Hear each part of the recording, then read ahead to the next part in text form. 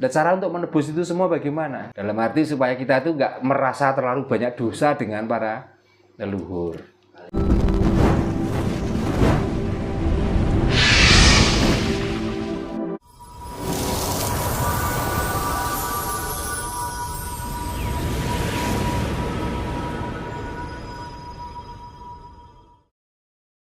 Dalu Pak Darno, Rahayu. Rahayu. Nggih, langsung kemawon nggih Pak nggih. Kan sering kita jumpai, bahkan saya sendiri tiap hari itu mengalami Pak. Ketika ada tetangga yang melakukan hajatan, gitu dengan bentuk selamatan, itu kan rata-rata orang itu berasumsi dengan tujuan kirim donga gitu Pak. Atau kirim doa. Nah, maksudnya itu kirim doa itu untuk siapa gitu. Nah, ketika orang berasumsi bahwa doa yang dikirim itu untuk leluhur gitu dan lain sebagainya, apa yang dirasakan ketika orang yang dikirimi doa itu sama orang yang mendoakan Pak Darno? Monggo jadi diceritakan Pak Darno. Selamat malam, selamat berjumpa kembali. Untuk saudara-saudara kita dimanapun berada, selalu sehat, diberikan rezeki yang lancar, semua keluarga diberikan ketentraman, dan salam Rahayu, Rahayu, Rahayu Sagung Dumadi. Rahayu. Jawab pertanyaan Mas Indra tadi tentang selamatan atau kirim doa. Setiap orang yang mengadakan ritual selamatan, karena selamatan identik dengan sesuatu yang dihidangkan atau disuguhkan, termasuk ada nasi, ada buceng, ada buah-buahan, dan yang lainnya. Itulah bentuk dari ritual bancaan atau yang dimaksud tadi kirim doa, kirim donga. Lalu dengan maksud kirim donga atau kirim doa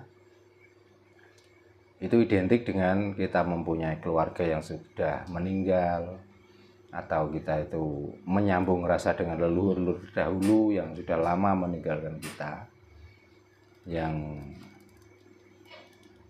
pada ujungnya adalah supaya doa kita itu sampai ke tujuan.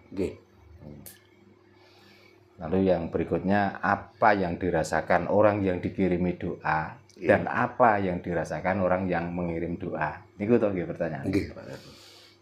Nggih. Pertama, dengan kita mengadakan ritualan bancaan atau selamatan atau kirim donga dengan menyajikan berbagai macam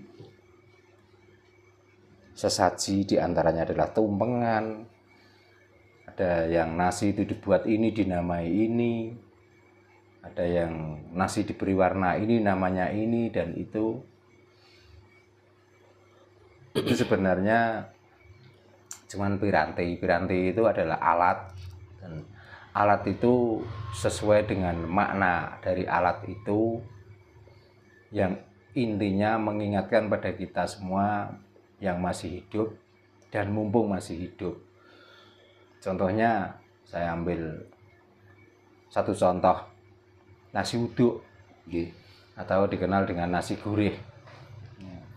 Dengan menyajikan nasi gurih yang di situ dalam bacaannya maupun dalam niatnya itu dikirimkan salah satu orang yang ditokohkan atau orang yang dihormati, dengan harapan supaya kita satu dikabulkan doa kita, yang kedua supaya kita bisa tercapai apa yang kita cita-citakan.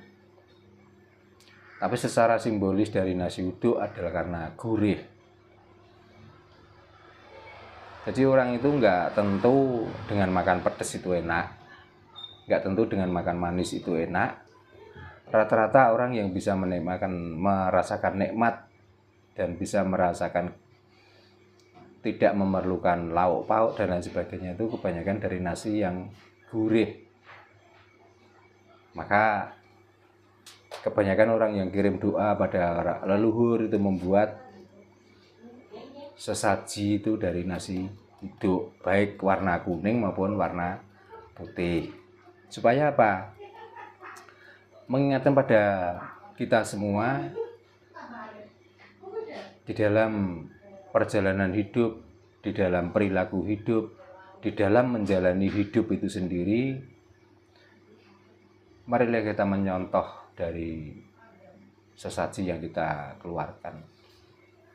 Jadilah perilaku yang gurih, jadilah orang itu yang bisa diterima di mana saja, bukan dengan pangkatnya, bukan karena jabatannya, bukan karena kekayaannya, tapi dengan perilaku baik itulah sehingga setiap perbuatan itu dirasakan oleh orang lain itu walaupun nggak banyak tapi ada manfaatnya, tidak merugikan, tidak seperti sayuran yang lain yang getir, yang pahit dan lain sebagainya, tapi dirasakan setelah adanya orang tersebut, maka dia dalam menyampaikan ucapan juga diterima itu enak, dengan melihat perilakunya juga orang itu tidak membuat keonaran, tidak meninggalkan keburukan. Nah, itulah simbolis dari salah satu sesaji yang dinamakan uduk. Nah, uduk sendiri juga mengandung filosofi ucapan. Uduk dari kata iki, doa atau dongo, yang tujuannya supaya kita semua yang hadir maupun yang menyediakan sesaji tersebut, karena di situ perkumpulan orang-orang yang membaca doa supaya kita itu diberikan keselamatan. Tuh. Kalau kita itu hanya mengharap keselamatan dengan kebaikan saja, tapi kita tidak ingat dengan perilaku kita yang sebelum-sebelumnya, perbuatan yang telah lalu kita lampaui dengan kesalahan, dengan ketidaksadaran diri, maka kadang-kadang orang Jawa itu membuat sesaji yang dirupakan seperti kupat dan lebat dan lain sebagainya. Sebenarnya dari sesaji yang disajikan atau yang dibuat untuk perantara doa, ya orang yang mengirim doa tersebut dengan membuat makanan-makanan yang sebenarnya sumbernya dari satu, dari beras, namun karena dibentuk macam-macam maka namanya juga macam-macam.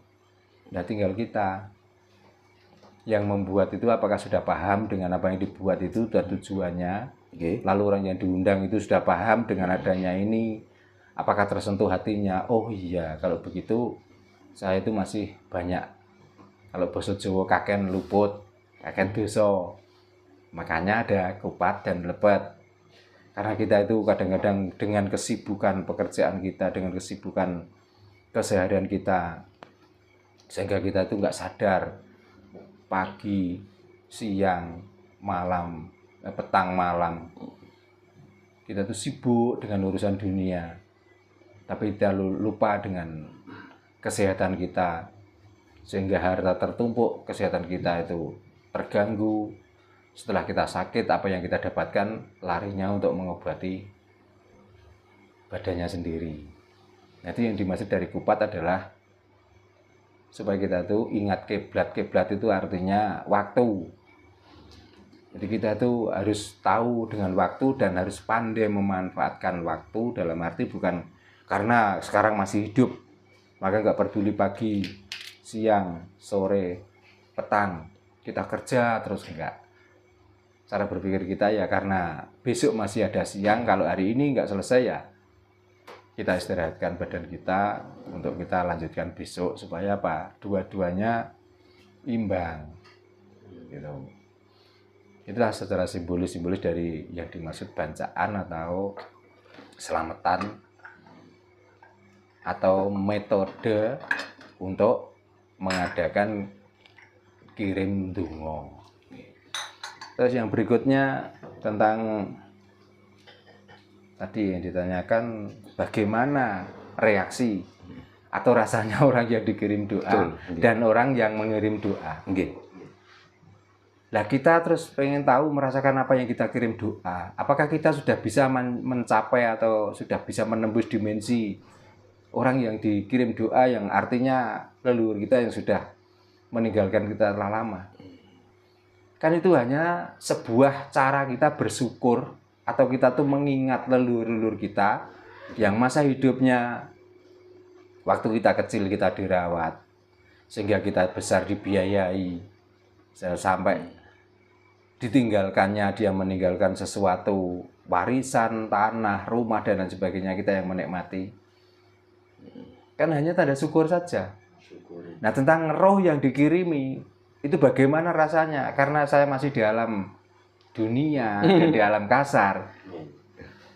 Kalau tanya, kalau nanti saya sudah masuk ke alam roh, tak jawab. Kalau sekarang yuk, maaf, belum bisa. Kan perasaan kita saja seolah-olah ini dikirimkan dengan bacaan ini nyampe ke sana. Bahkan ada yang berani mengeklaim dengan mengadakan begini nanti akan nyampe ke sana dan akan diterima. Betul. Dan apa kesalahannya akan dimaafkan.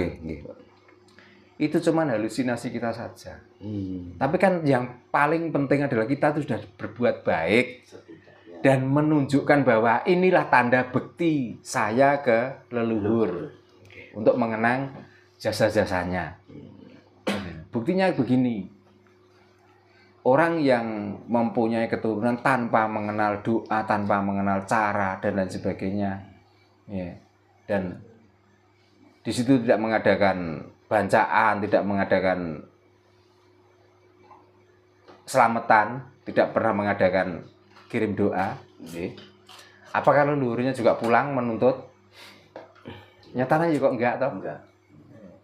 Jadi sebenarnya pelajaran bagi kita yang masih hidup untuk supaya kita itu selalu dalam arti itu menyambung rasa antara orang yang meninggalkan dan orang yang ditinggalkan tuh sebesar apa toh rasa kesinambungannya itu.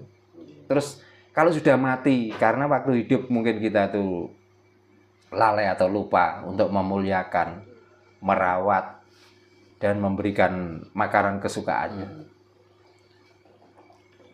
Dan cara untuk menebus itu semua bagaimana? Ya karena dia sudah meninggal ya. Kita mendatangkan orang banyak, bancaan untuk mengirim doa ke sana. Artinya apa? Ya hiburan pada hati kita sendiri loh, menghibur. Dalam arti supaya kita itu nggak merasa terlalu banyak dosa dengan para leluhur. Nah, nebus kesalahan-kesalahan yang mungkin waktu masa hidupnya orang tua kita yang tidak sempat merawat, kadang dengan kesibukan, dengan tempat yang jauh. Karena sebenarnya kita itu banyak dosa besar dengan orang tua. Orang tua kita satu itu bisa merawat anak 5, tapi belum tentu anak 5 itu bisa merawat orang tua satu. Betul, Pak. Nah, maka dengan metode bancaan, kirim donga dan lain sebagainya, itulah sebenarnya supaya kita itu terbuka rasa kita untuk menghargai para leluhur, para orang tua kita itu yang semasa hidupnya karena kita tidak bisa merawat dengan baik, maka walaupun sudah meninggal, ya seolah-olah kita itu menghormati. Maka tidak harus orang tua yang meninggalkan kita itu yang makan, tapi kita memberikan sebagian rezeki kita untuk tetangga, untuk orang lain, untuk diundang, untuk diajak makan bersama-sama. Intinya cuman itu. Nah, tentang pahala, apa pahala dari bancaan? Pahala dari bancaan kalau memang di situ ada sesaji berupa tumpengan dan lain sebagainya, pahalanya adalah kenyang. Berbagi. Terus tujuan dari doa secara ranah keilmuan itu apa, Pak Sarung? Ya tadi tujuan dari doa itu sebenarnya hiburan untuk kita yang ditinggalkan para leluhur itu loh, menghibur hati kita sendiri. Cuma supaya tidak merasa bersalah terus. Cuman itu. Bukan mencari pahala, betul loh. Lah pahala apa toh? Kita yang menyajikan, yang makan kita sendiri, yang menikmati kita sendiri. Apakah orang yang dikirimi doa itu sedikit pun mencicipi tentang sesaji yang kita berikan itu? Kira-kira? Walaupun kita ada uang terus kita masukkan ke bangunan apa, kan yang bangga ya yang memberikan itu. paling tidak diumumkan di corong, atau paling tidak itu disebut-sebut setiap ada perkumpulan apa, kan cuman itu toh. Berarti kan manfaat dari orang yang dikirimi. Karena saya belum masuk ke ranah itu, saya nggak bisa menjawab. Cuman ini intinya hanya untuk menghibur hati kita. Kira-kira dengan melakukan itulah kita itu menebus dosa-dosa masa lampau yang kita lewatkan untuk merawat, untuk menghormati, menghargai orang tua atau leluhur-leluhur terdahulu yang telah meninggalkan beberapa hartanya yang kita nikmati saat ini. Cuman itu loh.